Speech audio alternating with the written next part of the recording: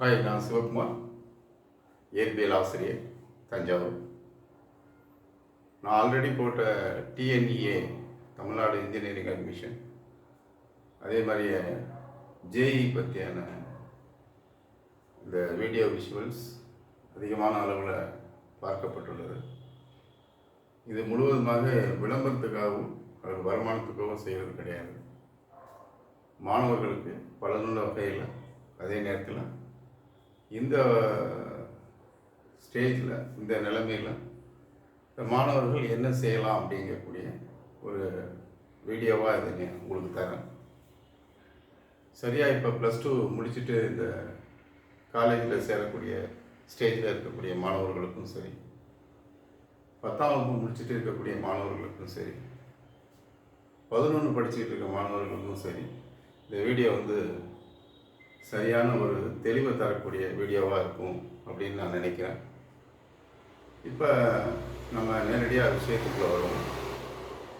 இப்போ 1லேருந்து 12 முறை வகுப்பு வரை மாணவர்கள் ஏன் படிக்கணும், ஏன் 10ஆம் வகுப்பு படித்ததுக்கப்புறம் பாலிடெக்னிக், ஐடிஐ, டிப்ளமாஸ் போகக்கூடாது, அப்படி போனால் எப்படி இருக்கும், இல்லை 10th முடிச்சுட்டு 11th 12th ஏன் படிக்கணும், 11th 12th படிக்கும்போது நுழைவுத் தேர்வுக்கு நம்ம தயார் பண்ணணுமா, அது மாதிரி தயார் பண்ணும்போது எப்படி இருக்கும் மாணவர்களுக்கு, எது அது சரியான முறை அப்படிங்கிறது ஒரு சின்ன விவாதம் தான். இது சரின்னு நினைக்கிறவங்க இதை எடுத்துக்கோங்க, சரி இல்லை அப்படின்னு நினைக்கிறவங்க இதை கடந்து போயிடுங்க. நம்ம 1லேருந்து 12ஆம் வகுப்பு வரைக்கும் மாணவர்கள் தொடர்ந்து படிக்கணும் அப்படிங்கிறதுல தெளிவான ஒரு கான்ஃபிடென்ட்டான ஒரு முடிவை சொல்கிறேன். கண்டிப்பாக 12th வரைக்கும் மாணவர்கள் படிச்சிடணும். ஏன்னு கேட்டிங்கன்னா, இந்த பள்ளி பருவம் இருக்கு இல்லையா, இதில் நிறைய விஷயங்கள் அவங்க கற்றுக்க வேண்டியிருக்கு. பாடத்தை தவிர்த்து மாணவர்களோட முதிர்ச்சி நிலையை ஏற்றுறதுக்கு இது +2 வரைக்கும் அவங்க வர வேண்டியிருக்கு. நம்ம +1 +2 போனால் மாணவர்கள் கொஞ்சம் படிக்காமல் போயிடுவாங்களோ, அது ஹெவியான பாடமாக இருக்குது, அதனால் அவங்களால அதை சந்திக்க முடியாதோ அப்படின்னு நம்ம நினைக்கிறோம். கண்டிப்பாக 15 படி ஏறிட்டு மிச்சம் 2 படி பாக்கி இருக்குது செகண்ட் ஃப்ளோர் போகிறதுக்கு. அப்போ அந்த இடத்துல நம்ம சுணக்கம் காட்டினோம்னா, தயங்கணும்னா, அந்த செகண்ட் ஃப்ளோருக்கே போக முடியாமல் போயிடும். அதனால் போயிட்டு அதுக்கப்புறம் நம்ம ஃபஸ்ட் ஃப்ளோருக்கு வந்துக்குவோமா, இல்லை நம்ம வேறு என்ன செய்யலாம் அப்படிங்கிறத நம்ம செய்யலாம். கண்டிப்பாக +2ங்கிறது எல்லா மாணவர்களும் +1 +2ங்கிறது படித்து தான் ஆகணும். அப்படி படித்தா என்னை பொறுத்த வரைக்கும் அது மாணவர்களுக்கு நல்ல முதிர்ச்சியை தரும். குறிப்பாக மேத்தமெட்டிக்ஸ் உங்களுக்கு தெரியும், எல்லாருக்குமே தெரிந்த தகவல் தான் சொல்கிறேன். இந்த நியூமரிக்கல்ஸ் பிரெயினை எவ்வளோக்கு ஆக்டிவேட் பண்ணுங்கிறது நமக்கு தெரியும். அதனால் இந்த வயசில் +1 +2 படிக்கும்போது எல்லாருக்கும் நான் சொல்லலை, காமர்ஸ் படிக்கலாம், காமர்ஸ் குரூப், வெக்கேஷனல் படிக்கலாம். வெக்கேஷன்லேயும் காமர்ஸ் குரூப்லேயும் மேத்தமெட்டிக்ஸ், பிஸ்னஸ் மேத்ஸ் எடுக்கிறாங்க, பிசிஏ ஜாயின் பண்ணுறது, அது ஒரு பக்கம் போயிட்டு. ஆனால் உங்களுக்கு +2 பொறுத்த வரைக்கும் +1 +2ல் மேத்ஸ் வித் பயாலஜி அந்த குரூப் ஒரு எக்ஸலண்ட்டான குரூப்பாக இருக்குது. கண்டிப்பாக ஓவர்லோடு தான் ஸ்டூடெண்ட்டுக்கு, அவங்களுக்கு ஹெவியான பாடத்தை படிக்க வேண்டியிருக்கும். அதே நேரத்தில் நுழைவுத் தேர்வை சந்திக்கும் போது அவங்களுக்கு கொஞ்சம் அது சிரமமாக தான் இருக்கும். அதுக்காக என்ன பண்ணுறோம் அப்படின்னா, 2 வருஷம் இருக்கக்கூடிய 2 வருஷத்தில் நம்ம அந்த +2லையும் +1 +2 படிக்க வைக்கிறோம். சைமல்டேனியஸாக அந்த நுழைவுத் தேர்வுக்கு மாணவர்கள் தயார் பண்ணக்கூடிய நிலை எல்லா இடத்துலையுமே வந்துடுச்சு. இது மாணவர்களுக்கு ஒரு அதிக சுமையாக இருந்தாலும் சில பேர் சந்தோஷமாக எடுத்துக்கிறாங்க, சில பேருக்கு அது பெரிய அழுத்தத்தை தர்ற மாதிரி இருக்குது. இப்போ முழுமையாக +1 +2 பாடத்தை படிக்கிறதுனால என்ன பலன், +1 +2 பாடத்தை எக்ஸாமினேஷன் ஓரியன்டாக படிக்கிறதுனால என்ன பலன் அப்படிங்கக்கூடிய விஷயம் நமக்கு எல்லாருக்குமே தெரிஞ்சது தான். தமிழ்நாடு அரசு பார்த்திங்கன்னா, நுழைவுத் தேர்வு இல்லாமல் +1 +2 மதிப்பெண்ணை வச்சு நம்ம காலேஜில் சேரக்கூடிய ஒரு வாய்ப்பு இருக்கணும் அப்படிங்கிறதுல அழுத்தமாக இருக்கிறாங்க. என்னை பொறுத்த வரைக்கும் அது ஒரு சரியான கருத்தாக தான் நான் ஃபீல் பண்ணுறேன். என்ன காரணம் அப்படின்னு கேட்டிங்கன்னா, அப்போ தான் அந்த +1 +2 மாணவர்கள் கொஞ்சம் கவனமாகவும் முழுமையாகவும் படிப்பாங்க. எடுத்துக்காட்டுக்கே சொல்கிறேனே, இப்போ காலேஜில் போகும்போது அவங்க டிஸ்கிரிப்டிவாக எழுத வேண்டியிருக்கு, பேராகிராஃப் ஆன்சர்ஸ் எழுத வேண்டியிருக்கு. ஆனால் இந்த நுழைவுத் தேர்வு கோச்சிங்க்கு ஸ்டூடெண்ட் எப்படி இது ப்ரிப்பேர் பண்ணுறாங்கன்னா, அப்ஜெக்டிவ் டைப்பில் ப்ரிப்பேர் பண்ணுறாங்க. எஸ், அதாவது first answer, second answer, third answer, இந்த மாதிரி அப்ஜெக்டிவ் டைப்பில் ப்ரிப்பேர் பண்ணுறாங்க. ஸ்டூடெண்ட் ஒரு விஷயத்தை புரிஞ்சுக்கிட்டாலும் அது ஒரு பேராகிராஃபாக டிஸ்கிரிப்டிவாக காலேஜில் எழுத முடியாத ஒரு சூழல் வருது மாணவர்களுக்கு. கண்டிப்பாக கல்லூரி போனவங்களுக்கு அந்த ஸ்டூடெண்ட்ஸுக்கு தெரியும்.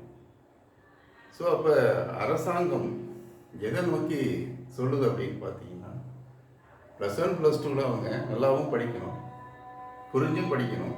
அதே நேரத்தில் அந்த பேட்டர்ன் ஆஃப் எக்ஸாமினேஷனை அவங்க சந்திக்கும் போது கான்ஃபிடென்ட் வரணுங்கிறதுக்காக முழுமையான மாணவனோட தொடர்ச்சியான ஒரு படிப்பை அவங்க தொடரணுங்கிறதுக்காக இந்த நுழைவுத் தேர்வுங்கிறது கொஞ்சம் நம்ம எல்லாருமே ஒரு சுணக்கம் காட்டக்கூடிய சூழல் வந்திருக்கு. கல்வியாளர்கள் கருத்துமே அந்த மாதிரி தான் இருக்குது. ஆனால் இப்போ வாய்ப்புகள் மாணவர்களுக்கு அதிகமாக இருந்தால் கூட நம்ம இந்த நுழைவுத் தேர்வு இல்லாத ஒரு கல்வியாக இருந்துச்சுன்னா, அதாவது 11th 12th பாடத்தை மட்டுமே முழுமையாக படித்து நல்லா புரிஞ்சுக்கிட்டு நம்ம அந்த 7.5% அடுத்தாப்புல நம்ம 7.5% பற்றி சொல்லணும்னா, 7.5%த்தில் பார்த்தீங்கன்னா உங்களுக்கு ஆல்மோஸ்ட் இன்ஜினியரிங்கில் இருக்குது. TNEA, Tamil Nadu engineering admission. Government students பார்த்துக்கிட்டு இருக்கவங்க மார்க் கம்மியாக எடுத்துருக்கவங்க ஃபீல் பண்ணாதீங்க. உங்களோட main list and supplementary list 2023-24 நீங்கள் பார்த்தீங்கன்னா உங்களுக்கு தெரியும், மாணவர்களுக்கு அதிகப்படியான மாணவர்களுக்கு இன்ஜினியரிங் கிடைச்சிருக்கு. இன்ஜினியரிங்கை பொறுத்த வரைக்கும், பிஇயை பொறுத்த வரைக்கும் மேத்தமெட்டிக்ஸ் கண்டிப்பாக வேணும். மேத்ஸில் ஓரளவு உங்களால் மேனேஜ் பண்ண முடியும் அப்படின்னா கண்டிப்பாக இன்ஜினியரிங் 4 வருஷம் படிச்சுட்டு ஒரு ஸ்கில்டு ஸ்டூடெண்ட்டாக வெளியில் வரலாம். நம்ம 4 வருஷம் பிஇ படிச்சுட்டு பாலத்தில் எங்கள் வீட்டில் உட்காந்துருக்கான், எங்கள் ஊரில் உட்காந்துருக்கான்ற சொல்கிற கதையெல்லாம் வேறு. இப்போ அது கிடையாது. எல்லாம் இன்ஜினியரிங், பாலிடெக்னிக் படித்தவங்க எல்லாருமே படித்த மாணவர்கள் இன்றைக்கி வேலையை நோக்கி பறந்துக்கிட்டு இருக்காங்க. மிக சந்தோஷமான விஷயம். அந்த காலத்துலேயும் நம்ம எங்கள் காலத்திலே படிக்கும்போது படித்தா வேலை கிடைக்கும் அப்படின்னு நினச்சிக்கிட்டு இருந்தோம். ஆனால் இப்போ உள்ள காலத்து மாணவர்கள் படித்து வேலையை தேடிக்கிறாங்க. அதுக்கு மாணவர்களுக்கு மிகுந்த பாராட்டு நம்ம கண்டிப்பாக பெற்றோர்களாக நம்ம தெரிவிக்கணும். ஸோ அந்த வகையில் பார்த்தீங்கன்னா, அந்த 7.5% இன்ஜினியரிங் 4 வருஷம் படிக்கிறதுக்கு மேத்ஸ் ஸ்கில் நல்லா இருந்துச்சுன்னு வச்சுக்கோங்க. என் பொண்ணு பையன் மேத்ஸ் நல்லா போடுறான் அப்படின்னா கண்டிப்பாக ஒரு இன்ஜினியரிங் காலேஜில் 4 இயர்ஸ் சேர்த்துறாங்க. பேங்கிங் லோன் கொடுக்குறாங்க. 7.5 ஃபீஸே கிடையாது. So 140 is sure, 130 sure cut off, 120 sure. ஒரு அருமையான காலேஜில் நீங்கள் ஒரு நல்ல கோர்ஸ் எடுத்து கொடுக்கலாம். இந்த 7.5 சாப்பாடு செலவுலேருந்து எல்லாமே ஃப்ரீன்றான் இன்ஜினியரிங் காலேஜ். அவங்க கொடுக்கக்கூடிய சீட்டை வாங்கிட்டு அந்த 4 வருஷத்தில் மாணவர்கள் முழுமையாக படித்தாங்கன்னா கண்டிப்பாக அவங்க அந்த இன்ஜினியரிங்கிற ஒரு அச்சீவ்மெண்ட் பண்ணலாம். கேம்பஸ் சீட்டு கிளியர் பண்ணி நல்ல வேலைக்கு போய் அதிகமான சம்பளத்தை, அதானே நம்ம நோக்கமாக இருக்குது. Ultimate goal is to earn money, right, to improve our family அப்படின்னு நம்ம நினைக்கிறோம். அதனால தான் நம்ம அந்த வேலைக்கு போகணும் அப்படிங்கிறக்கூடிய விஷயத்துக்கு வரும். ஸோ அந்த வகையில் நீங்கள் பாலிடெக்னிக், அதாவது இன்ஜினியரிங் பிஇ படிக்கிறீங்கன்னா சிவராக உங்களோட லைஃப் ஸ்டைல் மாறும். சார் இன்ஜினியரிங் மட்டும் சொல்கிறீங்களா, ஏன் பாலிடெக்னிக் வேண்டாமா? எஸ், நான் சஜஷன் என்ன கொடுப்பேன்னா, +2ல் ஒரு ஸ்டூடெண்ட் நல்லா பர்ஃபார்மன்ஸ் பண்ணலை, அப்போ அவருக்கு இன்னொரு சான்ஸ் கொடுக்கலாமா இன்ஜினியரிங் போகிறதுக்கு?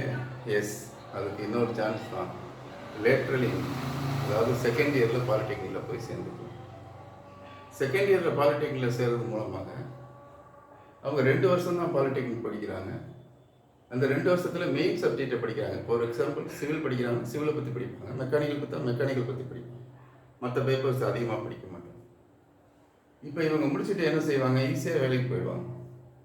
1 இயர் ட்ரைனிங், ஒரு பெரிய கம்பெனியில் ட்ரைனிங் எடுத்தால் அங்கேயே வேலை கிடச்சிடும். அவங்க முடிச்சுட்டு வேலையில் ஜாயின் பண்ணிக்கிட்டு பார்ட் டைமாகவே உங்களுக்கு இன்ஜினியரிங் படிக்கலாம்.